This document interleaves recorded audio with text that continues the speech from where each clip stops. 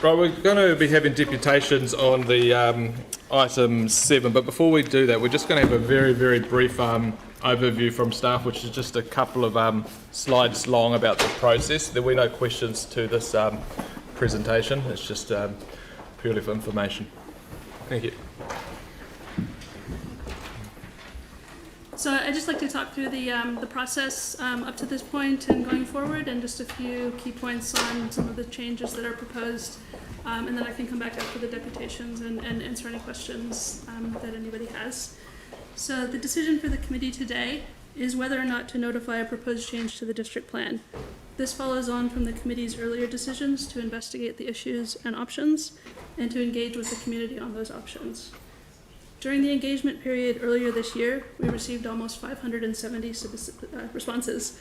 We held 7 public drop-in sessions, and staff met with a range of stakeholders, including listing platforms like Airbnb and Book-a-Batch, Hospitality NZ, and a number of residents' associations. The outcome of that feedback and engagement are summarized in the Section 32 report. Currently, we're at the yellow stage in the process, the beginning of the middle line. The committee's decision on whether or not to publicly notify the proposed plan change. If the committee decides to notify a plan change, there will be a period of formal consultation on the draft provisions, with an opportunity for people to consider the proposal in more detail, to put in submissions, and to attend and speak to a hearing in support of their submission. The hearings process can also provide opportunities for further mediation on any key areas of disagreement. The Commissioner Hearings Panel will make a recommendation to this committee, and the committee will have a further opportunity to decide whether or not to approve the plan change at that date. My recommendation is to notify proposed plan change 4 as included in the report, and I'll just talk you briefly through some of the key changes as a result. So at the moment, in the commercial and mixed-use zones, visitor accommodation is a permitted activity, which means that it doesn't require a resource consent. And this also applies to visitor accommodation in a residential dwelling in those areas. So just as an example, within the central city, the pink and the light purple areas are commercial and mixed-use zones. So a resource consent for visitor accommodation is not required in those areas currently, and this is not proposed to change.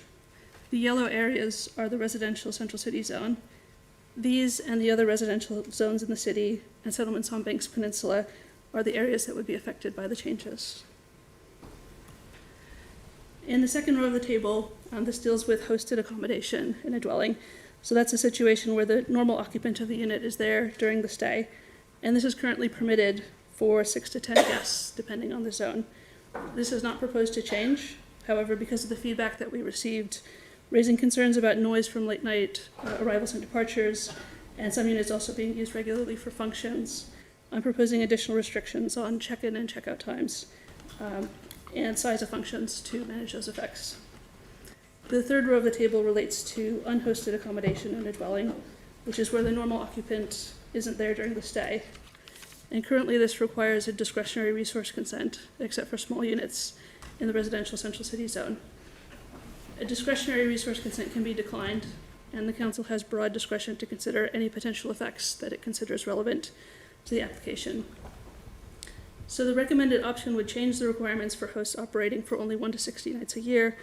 They would still require a resource consent, but it would be controlled rather than a discretionary activity. And this is a more permissive approach than the current district plan, because the council can't decline the application for a controlled activity. It can only require conditions on the consent, and only on the matters that it's reserved control for under the district plan. So this would enable small-scale hosts who are listing their own property to get a consent, subject to showing how they'll manage their impacts on their neighbors. There's similar requirements in Queenstown, and the processing fee for controlled activity resource consents there have generally been between about $1,000 and $2,000. So visitor accommodation in a residential dwelling for 61 to 180 nights would still be a discretionary activity, and visitor accommodation in a residential dwelling for more than 180 nights a year would become a non-complying activity. This means a resource consent is required, but it can only be granted if the effects are minor and the application is not contrary to the objectives and policies of the plan. There's a proposed change to the policy, which states that the predominant use of the residential unit should still be a residential activity, and there are changes that reinforce existing policies in the plan and in the regional policy statement to primarily locate commercial activities in commercial centers. Discretionary and non-complying resource consent would be more complex and expensive, but it's important to note that the council simply recovers the costs of the resource consent.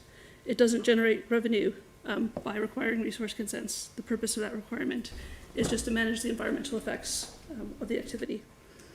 So looking at the bottom row of the table, in rural zones, unhosted visitor accommodation in a dwelling, so that would include a holiday home whenever a fee is charged, is a discretionary activity. The plan change would make this a permitted activity for the first 180 nights, subject to contact information being provided to neighbors and records being kept and provided to the council. For more than 100 nights a year, this would remain a discretionary activity.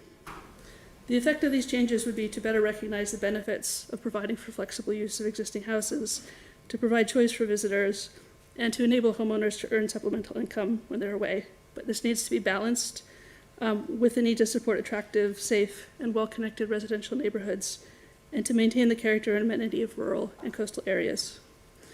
The proposed plan change allows people to list their holiday home in rural zones, where the house might otherwise be sitting empty, and provides a pathway for people with residential zones to get a consent for that activity, where they're listing their own home for part of the year.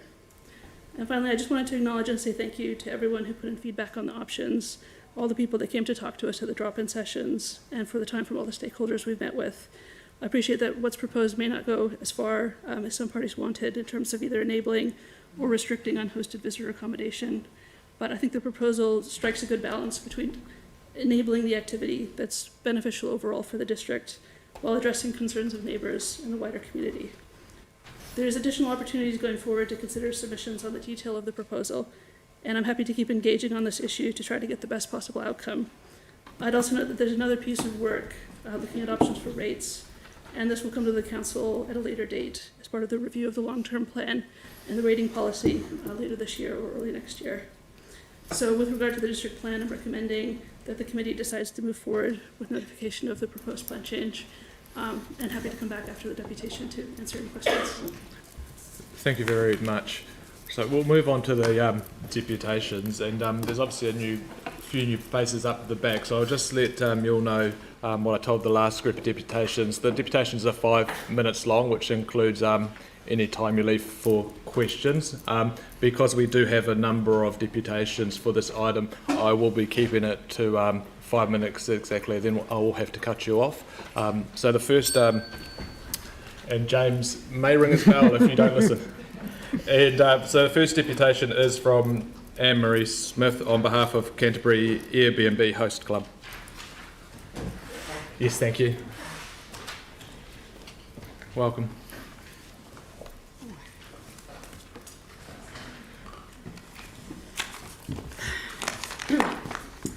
I'm Anne-Marie Smith. I'm here today representing the Canterbury Airbnb Host Club, and I thank you very much for this opportunity. My husband and I have been hosting guests through the Airbnb platform in our own home for the last 2 years. We came to do this after a time travelling through Europe in 2017, during which we stayed in several different countries living amongst the locals in accommodation booked through Airbnb. It was a rich experience which included hotel stays as well, depending on our need and circumstances, and it was great to have the choice. The time inspired us to create a space within our own empty nest of a home to offer the same experience to visitors to Christchurch. We figured if it didn't take off, we will have improved our 4-bedroom home in large park-like grounds with the addition of a second bathroom which it needed for extended family. As it turned out, there appeared to be a demand for what we are offering, and our current guest is our 137th stay since we began hosting. Airbnb have their own monitoring process which allows a guest to rate us on the accuracy of our description, our check-in process, our cleanliness, our communication, location and value. Our reviews have been heartwarming and we have been consistently rated 5 out of 5 stars. These reviews give guests a good insight into the accommodation they are booking. Our guests arrive as strangers and in many cases leave as friends, and the whole experience has been life-affirming for guest and host alike. This activity is fully declared as income and tax paid accordingly. Local businesses are supported by the work we do in creating a contemporary guest space. We promote local eateries as well as Christchurch visitor attractions, both verbally through pre-arrival communication and a local personalised guidebook. Needless to say, it comes as a huge relief to us that at this stage of the review process, the Council is not recommending restrictions to our ability to offer hosted accommodation. I would, however, say that the limit on late night arrivals would seem under normal travel patterns to be impossible to monitor. The occasional guest arriving from a late flight and quietly letting themselves in above our bedroom hasn't been a problem to my husband and I, and our neighbours haven't been aware. The proposed costly resource consent process for situations where the host is not living on site will prevent many equally responsible Christchurch citizens like myself from contributing to the economic recovery of our city.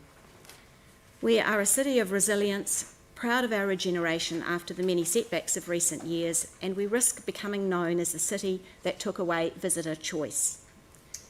People who visit Christchurch deserve diverse options of where to stay, depending on their circumstances, whether that be family groups wishing to stay together affordably in a family home, or individuals working away from home and needing a quiet, restful stay at the end of the day. I am not unsympathetic to the feelings of commercial accommodation providers. However, the district plan is not a vehicle to be used to stifle competition, which is a normal part of a healthy marketplace. Competition drives us all to be the best we can be at what we do, and our customers make the final decision at the end of the day. Let's vote to give them that choice. Thank you. Thank you. Is there any questions? Melanie. Does Airbnb talk about safety, like things like smoke alarms or anything like that? Absolutely. We have very strict requirements to meet that, and in fact a new review process has just been introduced whereby we have had a video call with Airbnb representatives who've actually verified that what we say we provide is actually in position and fully working. So, yep, that's all very much a part of it. Right, thank you. Yeah, Sam.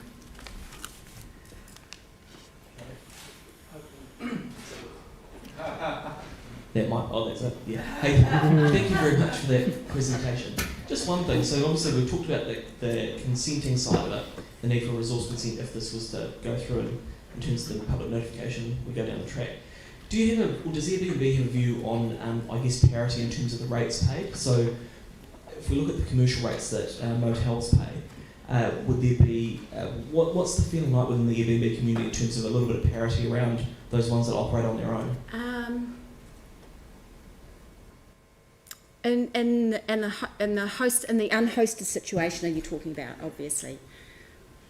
Could I ask? Is there anyone else from our group in that situation who has something that they would like to add a comment to that? Sorry. You'll need to come down to the microphone.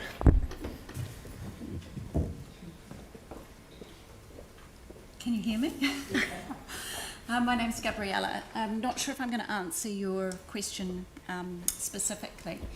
I guess parity would be very important if there was something put in place, because whether you're hosted or unhosted, so I'm a hosted situation, what I earn in a year is probably would be far less than what's been reported to be a consent.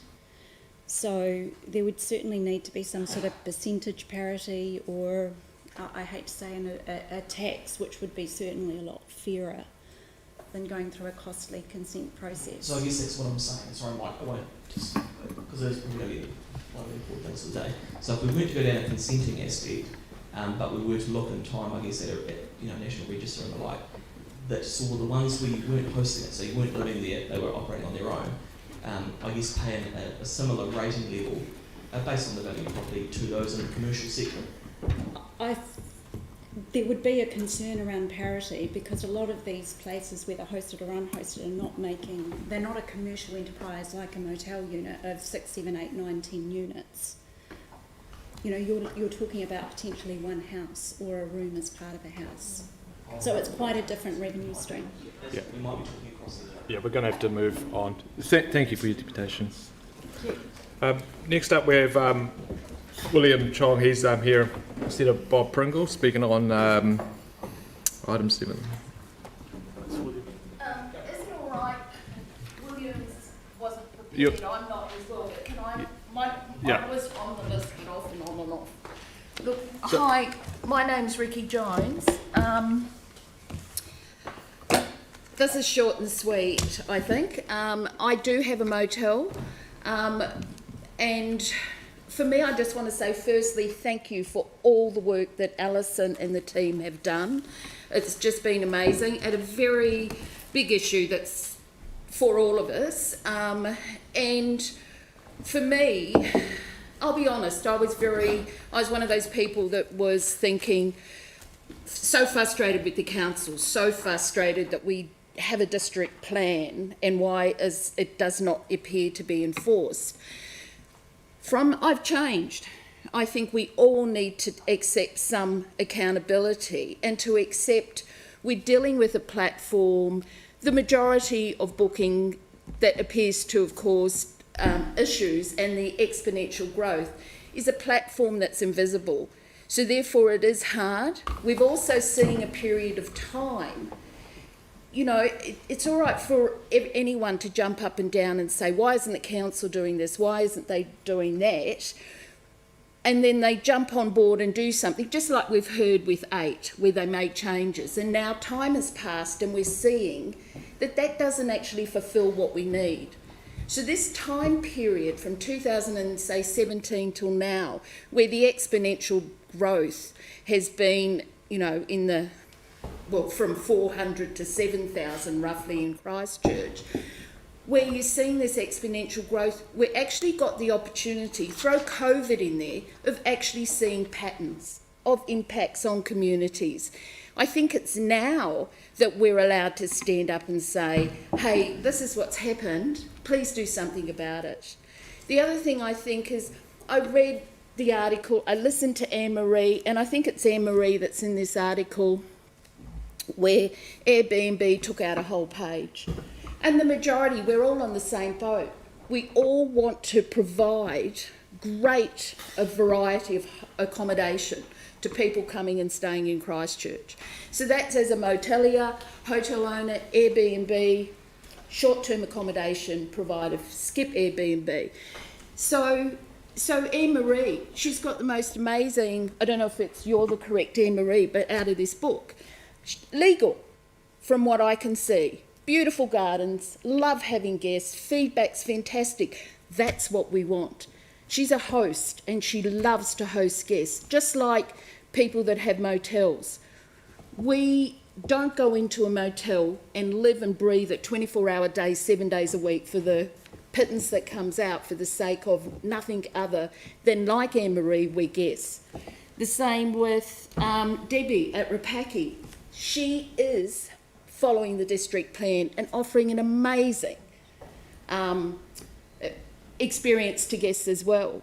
So I think actually we're all on the same page, and this option going forward presented to the council enables us to all work together to have the most amazing city. It's naive to actually, for Airbnb itself, to say that without Airbnb people wouldn't come to Christchurch. Christchurch has so much to offer. Accommodation isn't going to impact on that. So I think that's the thing. We all need to stand up, work together as a team, because I'm sure a lot of these people behind me have the same ideas and enthusiasm for what we want to happen within the accommodation sector within Christchurch. And that's all providing, you know, safe, different experiences. But there has to be guidelines. As a commercial provider, we do have rules and regulations which we have to provide, and it just has to be across the board. That's all. Thank you very much. We have time for one Chairman, question. can I add a few Oh, points yes. here? My name is William Chong. I've been running motel and owning motel in Christchurch for the last 16 years. Over the years, we have seen Christchurch City Council run very successful programs throughout the year, from basket festivals, Christchurch International Flower Festivals, lantern festivals and winter festivals to be rounded up with the A&B show, which is very popular. In those high seasons, we need Airbnb supplement so that when the Christchurch hotel and motel are running out of room, we need the visitor to have a comfort place to stay. Those are pre-COVID period. Right now, we are talking about post-COVID-19 management. Moving forward as the community, we need to look at plans, and thanks to Alison and Mark who has provided us with enough information and a lot of hearing and spaces and time for the community as a group to provide the council with a proper information for you to make a good decision. Thank you. William, I'm going to have to cut you off there because you have gone over the That's two me, of I'm you. sorry. But thank you very much.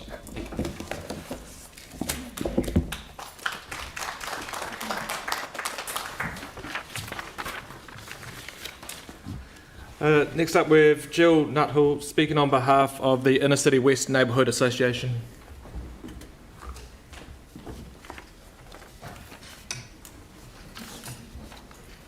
Welcome.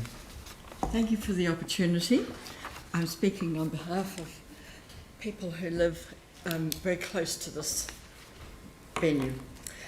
Congratulating to the City Council for moving to regulate the unhosted version of Airbnb and others, because this is a commercial activity.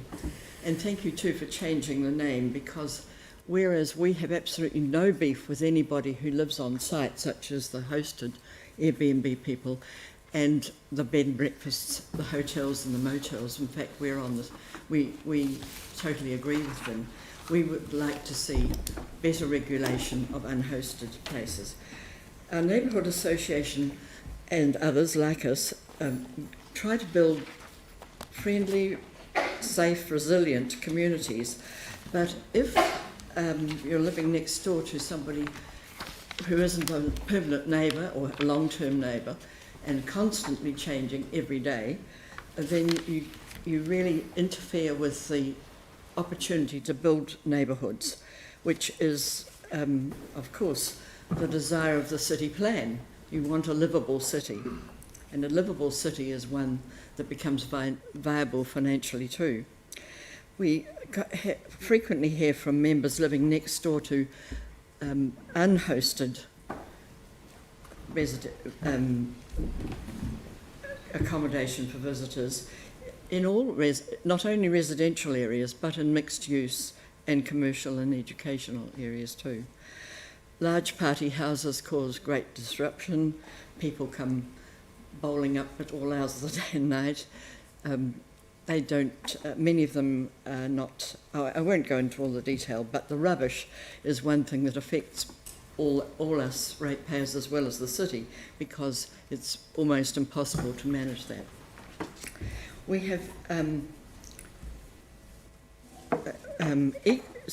our equally strong objection to unhosted short-term accommodation in residential and non-residential areas, and we have equal support for all hosted accommodation. And whatever the rules that are brought in, enforcement will be key. It must not depend on neighbours informing on neighbours. That destroys the very essence of a livable city and alternatively weakens the rules. We urge the appointment of staff dedicated to this task. I'm sure many clever people are very good sleuths and can find ways of getting the numbers correct. I know that's hard without a register. We want clearly defined rules and financial or rating consequences for breaking the rules. Good regulation and good management pay for itself ultimately. So we strongly support the publicly notifying changes to the plans. We appreciate this is very complex, and we know that it takes time, and realise how much work the staff's got to do to bring that about. We urge the council to work closely with other local authorities with similar inner city issues, and we're not talking about any of the other areas, because that's where we live, we would like a consistent approach if that was possible.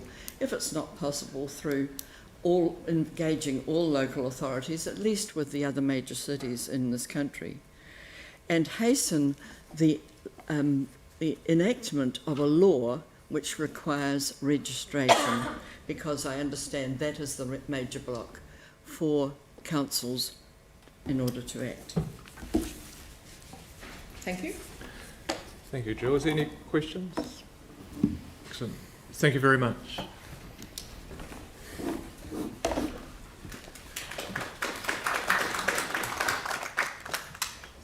Thank you. Next up we have Peter Morrison on behalf of Hospitality New Zealand.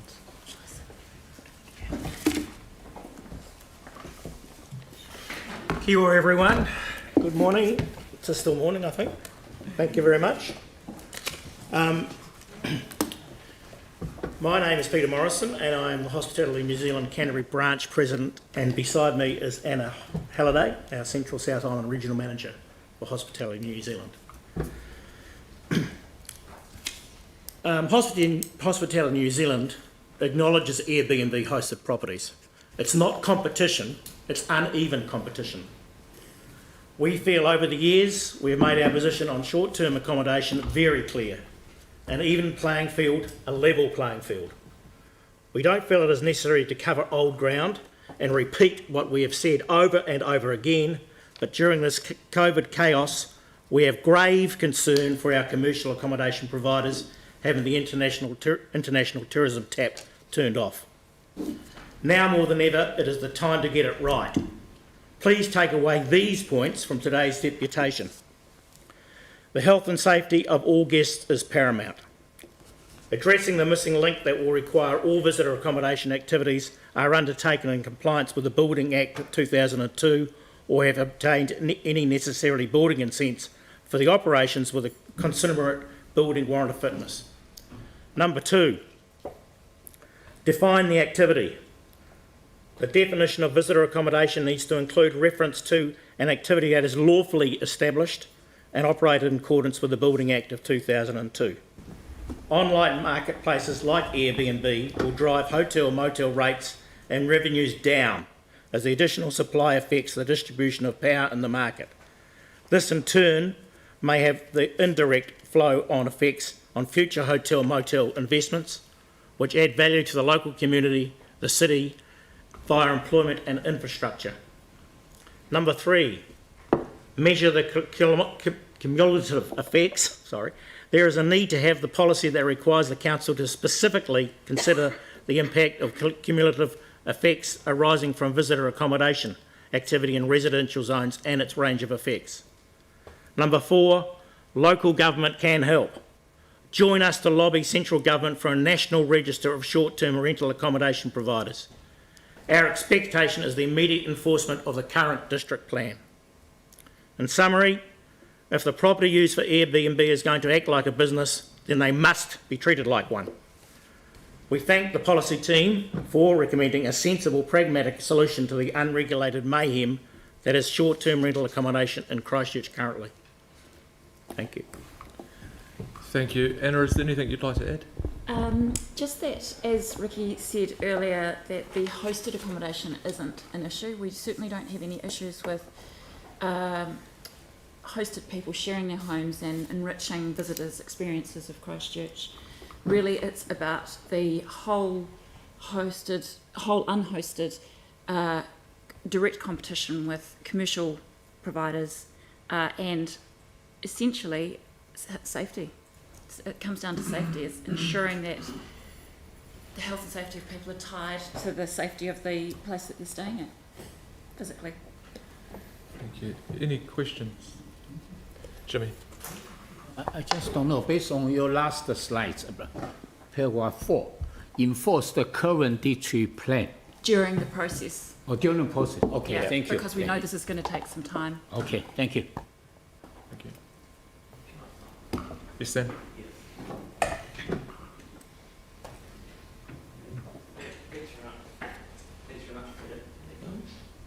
Oh, there we are. Sorry. Thanks for that. Look, I asked a similar question earlier on, and I appreciate you've got, the health and safety aspects of that as well.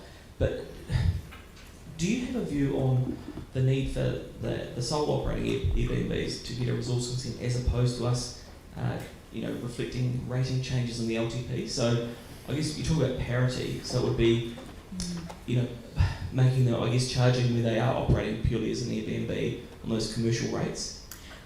We, as we've stated here, we're not so much worried about the hosted. It's the unhosted. There's people that are operating in the city with up to 30 or 40 units, and they're still being built in the city, and it goes back to your previous number 8.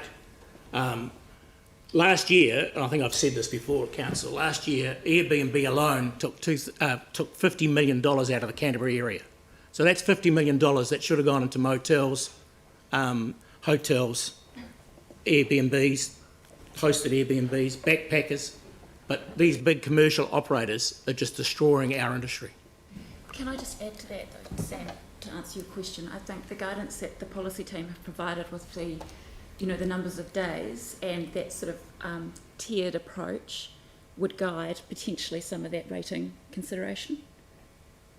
Does that make sense? I'm going to cut you off there, Sam, because we're all over time again. Thank you. Cheers.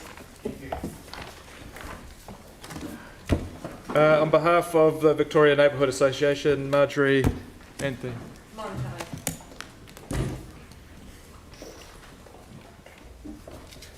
Welcome. Thank you. The Victoria Neighbourhood Association, it should be shown on the map that the written statement I sent in before shows you where that is, reflected the views of over 100 residents in our feedback to the City Council on their options. We came out firmly in favour of option 3A to give some protection to neighbourhoods like mine, where the number of unhosted home shares jumped from 35 in 2018 to 71 by 2020. Those are just the ones that we knew of. So our main points today, which is on the written statement, first of all, we do agree that and support the recommendation to notify a plan change covering short-term home share. But we do not support the recommendations as is unless there were some amendments to them. These recommendations would allow the unhosted, which is what we're also worried about, commercial rentals for up to 60 days a year, almost as of right, and could be full-time via a more robust consent. But what we would want is stricter requirements within the central city residential areas, which is where the problem of unhosted is obviously the greatest. I also want to emphasize the importance of having neighbors. A couple of other people have said that as well, which is point 4 on the statement that I sent in. The importance of neighbors was made very clear after the earthquakes and the recent pandemic. Unhosted home shares, which we call mini motels, do not provide neighbors. And we know that if unhosted home shares in the central city residential zones are enabled by going through a consent process, we're quite sure that it would be unlikely that consents would be notified, and equally unlikely that the impact of having no neighbor next door, across the street, or in the next block we are quite sure that that would just be seen as less than minor. Why we haven't filed, we meaning the Victoria Neighbourhood Association, hasn't filed complaints about the existing unhosted Airbnbs, in particular in our neighbourhood, is covered in point 7 of the written statement, so I won't repeat that. Finally, if the recommendations that you're considering today are adopted as is, then central city neighbourhoods will continue to be bombarded by developments explicitly designed and advertised for unhosted Airbnb or home share. And secondly, we'll continue to lose neighbours in favor of visitors who we think should be staying in bona fide commercial accommodation or in hosted home shares, which we have no problem with, the same as Icon and Hospitality New Zealand have stated already. The rest of my short statement is in the written document. Thank you, Jane. So Marjorie, just to clarify, what the V&A would prefer is that second category where it becomes a, help me out, Alison. Well, we Yeah. want it to be non-compliant. It would just be non-compliant at that second Yes. stage. Yes, Right. so it was a combination, and depending on which recommendation it went for, which recommendation were adopted, we'd want tagged onto it protection for the central city residential areas. Your own information, as well as ours, shows that that's where the proliferation of unhosted Airbnb is continuing. Sarah. Is that it? Thanks, Marjorie. You've mentioned how important neighbours are sort of after the earthquakes and now during the pandemic and things.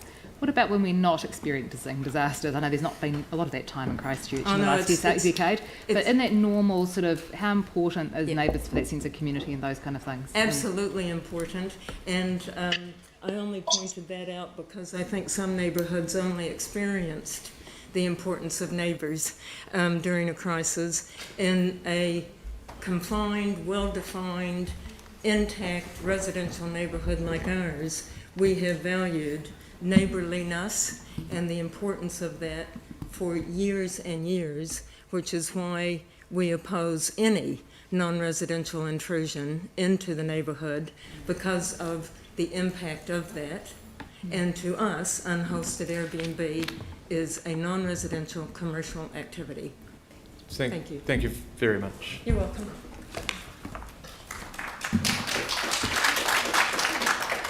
Next up is Roger Evans.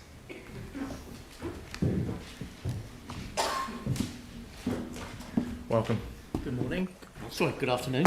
It's been a long day, hasn't it, already? Yeah. So I'm a motel owner in Sumner. Been operating it for 3 years. But I'm going to start a new business. I'm going to call it Air Cafe. I'm going to create a website where homeowners who have an interest in cooking and making some extra cash can open their homes and kitchens to the general public. And all they have to do is register on my website. So you're saying this is not going to go because of the regulations that are in place to run a restaurant or a bar, and they are building needs a resource consent when building activity does not meet the rules of the district plan. All licensed premises must have a certificate of compliance. You'll need a liquor licence to sell alcohol. All food businesses need to be registered before they start making and selling food. Need a building warrant of fitness, and they need staff certification. This all sounds rather expensive, doesn't it? And complicated, but absolutely necessary to keep the safety of the visiting restaurant. But if we follow the Airbnb guideline in their small print, when somebody signs up to Airbnb, you get this: please review your local laws before listing your space on Airbnbs. By accepting our terms and conditions of service and activating a listing, you certify that you will follow the laws and regulations. Well, we can ignore that because obviously that's been ignored up to today, but obviously this process is to rectify that. So I think we'd all agree that it would be a nightmare to allow restaurants to open in individual houses.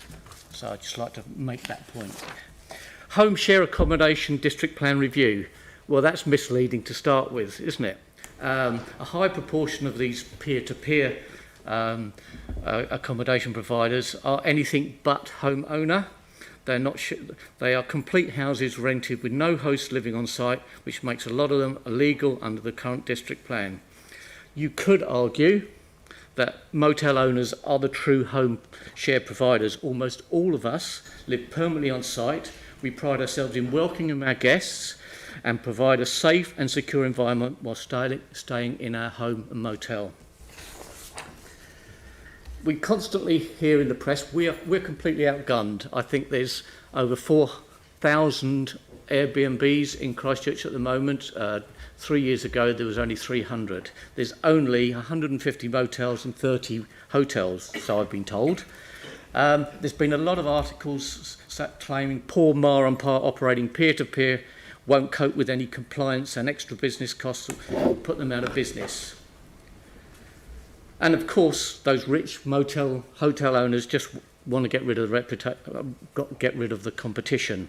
In reality, around 80% of motels are leasehold, and their only income and leaseholder is their salary they earn from the motel, and their only asset is their lease. I would say it's more accurate description that the Mar and Par in the accommodation business are motel and small hotel operators. I would suggest those peer-to-peer operators who rent out whole houses, they at very least have got two homes. We've got one peer-to-peer operator in Sumner. She's got 12 houses. She lives a nice life on Wahiki Island, and basically she's saying, putting two fingers up to any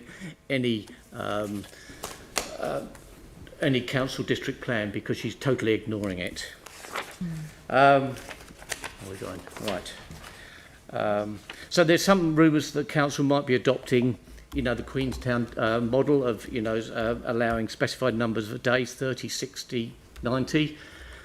Look, I understand where that's coming from, but what will happen is, unlike Queenstown, which has a tourism industry throughout the year, Christchurch has a very specific summer tourism business, and so all what would happen is, if they chose 30 or 60, they'd take our key months out of the tourism industry. So I'll finish up. We are absolutely not against hosted accommodation. We are not afraid of competing in an even playing field. Registered accommodation providers like Motel adhere to a number of strict rules and regulations. These have been designed for a reason, to create safe surroundings for our guests, staff and environment. But obviously that comes with a cost, which we pass on to our guest. Basically, all we're asking for is that you put the same peer-to-peer accommodation under the same legislation as us. Thank you very much. Thank you. Very good timing. The next one's via Zoom is excellent. Is Derek Nolan on behalf of Airbnb. Very good morning / afternoon, Chairman, and thank you for the opportunity to speak. Can everyone hear me? Yes. Great. I think this is a very important issue, and thank you for the opportunity to present. I think councillors should be aware that over 250,000 people stayed in Airbnb in Christchurch in 2019. We're a very large part of the tourism and visitors economy. But Airbnb isn't, a generic homogenous platform. We have motels on the platform, quite a number. We have, the likes of Anne-Marie, who you met, who shares a space in her home. We have people who put their own home up on Airbnb for a number of months of the year when they're either working in Auckland or going away for Christmas holidays. And a whole array of different accommodation providers in between, all of which bring tourists, bring visitors, and bring people who spend money to Airbnb. The effects of some of the proposals that have been put forward would mean that someone who wants to just share their house for a week on Airbnb, as people do when they go on holidays themselves, and maybe 2 weeks, would have to get a costly resource consent up to $2,000 to make a couple of $100 to pay for their holidays. It's simply not compatible. The night cap decision, the night caps seem arbitrary. They're even more strict than Queenstown, which has a ratio of 30 visitors for every one resident. I don't understand where they're coming from. And the onerous cost on people who have unhosted accommodation. Bear in mind that a huge amount of our hosts are people who have converted spaces on their own land, be it a converted garage, a converted granny flat, a space in their own home that might have a second oven, all of whom would require very expensive costs to comply with the rules.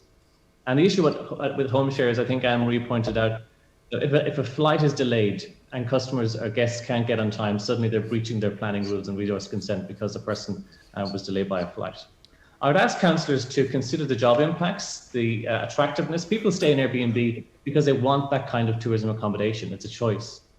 And I would say that this approach to this issue, we're dealing with what is an economic issue, a planning issue, but also a political issue through the planning process and regulating an industry without actually talking to the industry. This is the first time that I've had to actually talk specifics with council. I've talked to Alison and Mark and thanked them for their time. I've had a meeting with the mayor and with the deputy mayor at a different forum. And this is the first time I've actually had something to respond to. And I'm not sure that's the best way for council to make decisions and to make proposals. To do it in this fashion, where without just sitting across the table, and I've no objection to council sitting across the table to motels, but why not sit across the table with us and talk through details, go through our reaction, let us tell you how our hosts would react and how people would feel about the different issues. Not do it through this consultation at arm's length, where we don't really get into the details and have no proper consultation discussion. I would like to just point out that the issues that, if I was to pick two issues that are coming through that I agree with their issues, one is the amenity issue of neighbourhoods, and the second one is the issue of levelling the playing field, which I agree and disagree with the hotels on some issues there. Both of those issues are issues that we're very keen to collaborate with government on and have participated actively with central government on two things which would address those. One is levelling the playing field and looking at the arguments there, and two is a nationwide code of conduct, which we have suggested and brought forward to the table, all of which are being considered right now. And I should point out that part of that process, which is being led by MB, we have sent a joint letter through TIA with Hospitality New Zealand, with the motels, with the hotels, on a broad outline for national regulation to deal with those issues. And I don't think that the district plan is the place for people to do that. What I would ask, and I know people will say that we're just putting forward this proposal forward for further consultation. You're not. If you approve this plan today, you're putting a line in the sand that people who want to share their own home for a week or two will need resource consent. You're putting a line in the sand about the types of restrictions you want to put in place on people who share their own home or share their own investment property, and I think that's not the way to go. What I would ask is that people just take a bit of time. This report was only released on Friday. Give people a chance to consider it, and give council the opportunity to talk to me, to talk to Airbnb on behalf of our hosts, to talk to Book a Batch, to talk to Batch Care, to talk to motels, and get a greater sense of what needs to happen. And at least make this really important and progressive, really important decision in a progressive way that meets those considerations. I'll leave a small break for questions, Chair, if there is any. Unfortunately, there won't be enough time to ask and answer the questions, but thank you for your deputation. Thank you. Next up is Sue Harrison on behalf of Christchurch Holiday Homes. Welcome, Sue. Kia ora koutou. Thank you very much. And my colleague Karen Gilby is joining me in case there's any questions. The biggest issue I have right now and right here is that I don't have time in 5 minutes to tell you why there's so many incongruencies in the report as it stands. It doesn't cover the marketplace that we work in.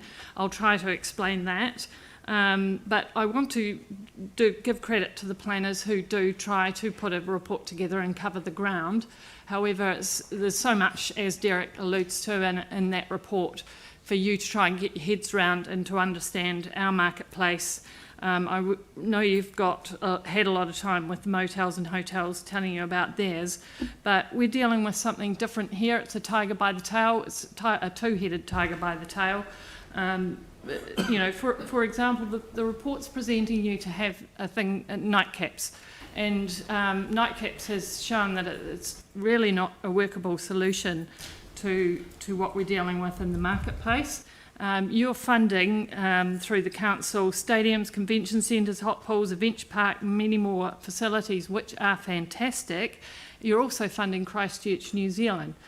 Christchurch, New Zealand's current campaign in marketplace is for Auckland families to come down and spend their time in Christchurch. And we hope those Auckland families might bring grandma, the kids, or people that want to come and stay in a kind of place where they can bring the pet so they can have a holiday. So what I'm trying to talk to you about, and I'm not sure how to change that, it is to say, look, we're not in the same marketplace as Hospitality New Zealand are talking about. We're not dealing, our guests aren't coming here. If they wanted to stay in a motel or a hotel, they could. They've got lots of choice. But our homes are generally 2 to 5 bedrooms in the suburbs. they're not on main roads and they're not where commercial accommodation is. And if someone wants to go to the hot pools or stay by the beach in New Brighton, they actually haven't got a lot of choice. 2-night minimum stay is what we deal with, and we're really pushing that marketplace along with Christchurch, New Zealand, to get the night stay in Christchurch up. It's currently two nights. Auckland and Wellington are 3 nights. It's been expanded post the first lockdown to 2.5. Isn't that a huge win? And that's because people have choice about where they can stay in Christchurch. They can bring grandma, they can bring the pets, so therefore they will come. They will come and watch their child's sports tournament because they can come, because there's somewhere that they can work from home or have a little bit of extra space, or cook for their family or cook for their netball playing team. You know, and as they've said, hotels and motels are coming into the Airbnb space. So, you know, there's got to be room in this marketplace for all of us. And we're working in a marketplace that's quite unique and different to what we've got before. And as Derek says, we need to be able to think about that. And you need to see the big picture of what's happening in this marketplace before you start making decisions about nightcaps or how to limit it, because you want to have huge events that draw people to Christchurch, that make it a fun place to come and stay and play, to make Christchurch a city for all, open to new ideas, new people, new ways of doing things, a city where anything is possible. We contribute to Christchurch because whenever there is a crisis, and they happen, you know, with great regularity, and they will carry on happening with great regularity because of a myriad of reasons, whether it's floods, you know, fires, explosions, people need to move around. People need a furnished home to stay in. And as soon as you put nightcaps on, those homes will flee the market. Okay, that might make a few people happy, but it will contract what you're trying to achieve for the good of all. We keep a team of cleaners, admin staff, contractors, tradespeople in work. We work with tourism operators and Christchurch, New Zealand to encourage the use of activities. And here's another big thing. You've got the research from Airbnb. It's widely quoted in that report. Only 20% of our guests come from Airbnb. So we're talking about a marketplace that's why I say it's a tiger by the tail. You're only getting statistics from a very small part of it. So it's a much bigger marketplace than what you realise. It's drawing a lot more people and a lot more people spending in our economy. They spend more. Even that report shows you they spend up to 4 times as much in the restaurants and cafes and bars and doing activities that you're funding because they've brought the children and they want to have fun as a family and they want a great place to stay. So it really is, you know, good for tourism. People stay longer. Thank you. So I'm going to have to stop you there. Thank you for your deputation.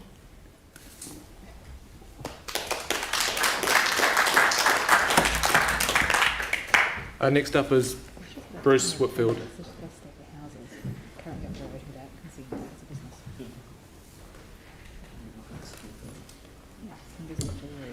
Good afternoon. My name is Bruce Whitfield and I'm the Managing Director of the French company New Zealand Limited, which trades in Christchurch as Le Petit Hotel Sumner. We commenced operations in 2005.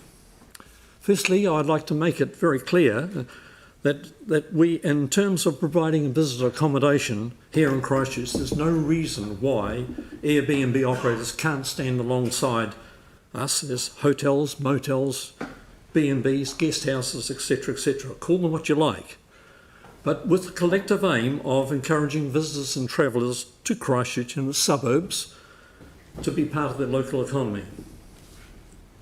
As a CCC licensed and compliant operator of what was in 2005 called the Travellers Accommodation, we required a resource consent triggered back then by our desire to have 6 bedrooms and locating it in a residential area. As manager of this business and considering Airbnb operations in our city, I see 2 distinct but related issues. One can be summarised as involving the equitable operating conditions among all visitor accommodation providers. And 2, the issue of how the City Council manages the city environment for both visitors and residents so that the district plan is followed and that no hospitality operation circumvents the zoning laws. It's human nature for business-orientated people to look at how they make the most of an idea or a concept. We've seen that in the development of what is called in Airbnb circles the distributed hotel operation, where a number of separate unattended accommodation properties are managed remotely as visitor lets. We've seen examples of that in Sumner. Someone's mentioned that. We have one operating 12 properties remotely, residential in anybody's language, but not subject to the normal requirements that hotels, motels, licensed B&Bs like ours have to comply with. To mention some quickly, we have our compliance costs with the council, we have insurance costs, we have fire compliance, we have health and safety, the list goes on. So from one point of view, there should be fairness in the play across all visitor accommodation providers, with perhaps an exception for the mum and dad operators who provide room or rooms in their residential home. In terms of the wider city environment, the City Council must look closely at how it manages its high-density living zones in the tight city area, and also the effects of increased visitor accommodation in the suburbs, both now significantly affected by the massive pre-COVID growth of Airbnb accommodation. I've only 5 minutes, but my recommendations are as follows. The City Council should establish a comprehensive register of all visitor accommodations using readily available apps and online tools to extract this information. That's not hard. For high density zoned areas, the City Council has allowed a plethora of apartments to be built, originally to attract full-time residents into the city. However, prior to COVID, many of these became instant Airbnb properties overnight, with some of the operators being real estate agents. The City Council must step up to the plate and establish for these types of Airbnb properties a maximum number of per year of lets, and let the maximum number of days per year. Look at that. I believe that the 60 days that have been nominated so far is too high a number. There must be new rules for short-term accommodation in city apartments. If a property owner or developer wants to move beyond these restrictions, a resource consent process should be automatically triggered. The Airbnb distributed hotel operation must be scrutinised by the council and bring all residential properties that are operated under this remote control management model into compliance with existing City Council consenting and compliance rules as applies to authorised hotels, motels, travellers accommodation, etc., etc. As for suburb-based visitor accommodations, no one should see a problem with the mum and dad operations in a defined residential house, but pulling a camper van into the back of a yard or changing a shed on the property to accommodate visitors simply begs for the council monitoring and control and intervention. All of this points to the necessity for the council to create a comprehensive register of all visitor accommodation providers. Consider carefully their district plans, reviewing their consenting processes for both high density and suburban area accommodations, aiming to create an even playing field for those in the business. Thank you, Bruce. I'm going to have to stop you there. Thank you very much. And the last deputation is from David Lynch.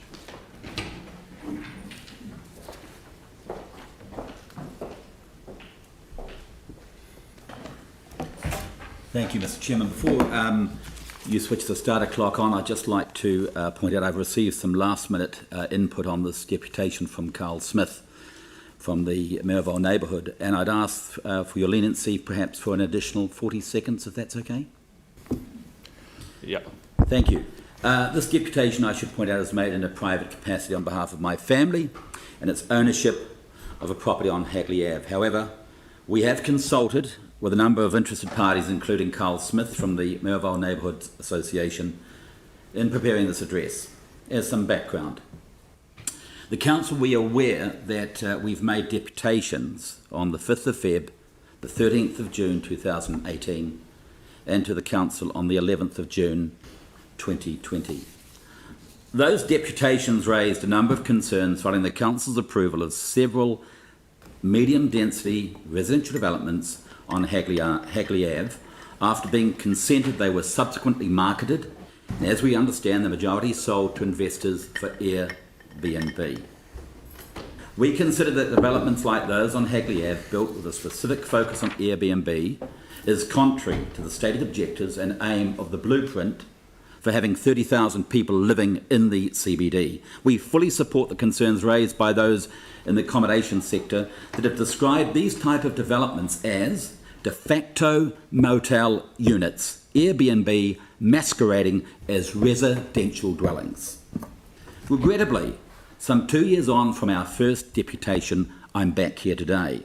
The inactions by this council have allowed a large concentration of medium density developments, many used for Airbnb, to be built within the inner city and in a number of residential neighbourhoods. In our opinion, this has resulted in a population that is transient, developments that offer no sense of community or residential character, and operate as a commercial activity that should have been considered at the time the resource and building consents were submitted by the applicant to this council. Why we are where we are? The council staff, in our view, have adopted a developer-friendly approach to interpreting the district plan. The communities, neighbourhoods, ratepayers negatively impacted by the over-intensification, sadly regarded as the enemies. It would appear the council staff have completely ignored the density limitations to achieve the minimum 30 household units per hectare. The enhanced development mechanism stated as voluntary for developers to adopt when it has a maximum of 65 household units per hectare in medium density residential zones leaves us questioning, how can this be lawful? Council planning and urban design staff are completely out of touch with the impact created on neighbourhoods, and there is a perception that they are totally under the spell and sway of developers and their consultants. The views and the rights of neighbours and ratepayers have been trampled upon for far too long by this council, from the council staff and their friendly developers. To say the effects on numerous breaches in most resource consent applications are less than minor is an absolute insult, particularly for those residents most affected by those developments now looking down on them. The staff don't live in these neighbourhoods affected, and sadly it would appear they are completely divorced from reality. The camouflage of jamming in these chicken coop flat pack of the future that then operate commercially as Airbnb and book a batch, etc., is a behaviour, in our opinion, that would appear to breach numerous legislative acts, the District Plan, the Building Act, the RMA, the Residential Tenancy, and most importantly, community rights. The Council report stating that there are poor outcomes in respect to these developments is an appalling indictment, and one that potentially places this Council at legal risk. Staff approved these over-intensified developments. They monitor the outcomes, and now they should be held fully accountable for their poor judgment and governance of the district plan. Our recommendations. We fully support the public notification as indicated. However, we make the following additional comments. Eliminate the less than minor concept, which is a farce. Permit all interested parties and neighbours to be notified and heard, and avoid restricted discretionary designations that is a total developer-friendly situation and has no benefit to the neighbours. Get rid of the urban design function as the Auckland Council has done. There is zero empathy to neighbourhoods as shown in the poor outcomes in their own report as it reveals. Ban all B&B and short-term accommodation unhosted in residential zones, especially in medium density. Require Airbnb applicants to meet all Building Act and RMA rules and any other relevant regulations for them to also be levied as commercial ratepayers. Require any permitted Airbnb to meet all costs associated with environmental monitoring and compliance. We strongly object to the new national policy standard that aims to increase the densification of our suburbs and believe this council should request a dispensation from the government. And finally, is our most strongly held belief that the mistakes and misinterpretations of the district plan has significantly eroded public confidence and trust towards this council.